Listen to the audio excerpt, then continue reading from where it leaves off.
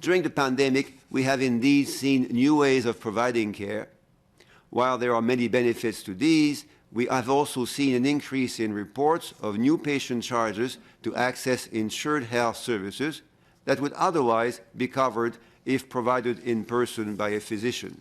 They became critical during the pandemic, but the federal government is cracking down on virtual doctor visits that require patients to pay out of pocket.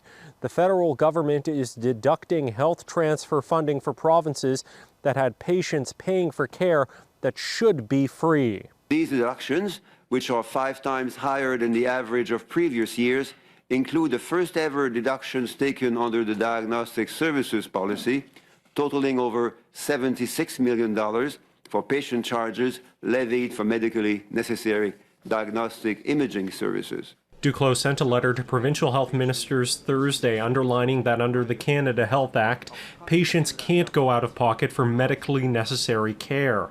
Some clinics have found a loophole. If a patient comes from out of province, they're technically not insured by that clinic's province and can be charged.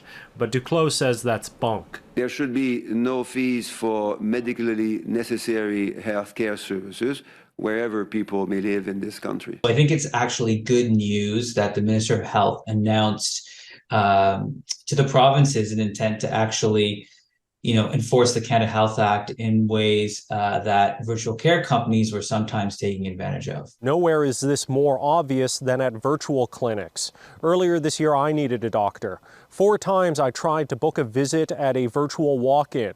Each time the visit was canceled. Each time I was sent the same form letter saying there were no more doctors available, but that I could book a visit with a nurse practitioner for $50, not covered through provincial insurance. Dr. Daniel Raza says this practice is nothing more than putting a paywall in front of healthcare. And apart from the ethical implications, Raza says while virtual care has good applications, having patients and doctors hundreds or thousands of miles apart doesn't result in quality care. When you have a doctor and patient interact in completely different provinces, it's actually not even necessarily good medicine. The doctor doesn't know the patient. They may not even know the healthcare system in which the patient is being seen in. We know that in these sorts of interactions where it's only virtual, where there's no option to convert to in-person care, we have higher rates of emergency department use, and it's actually worse for the system overall. In Ottawa, Xiaoli Li, City News.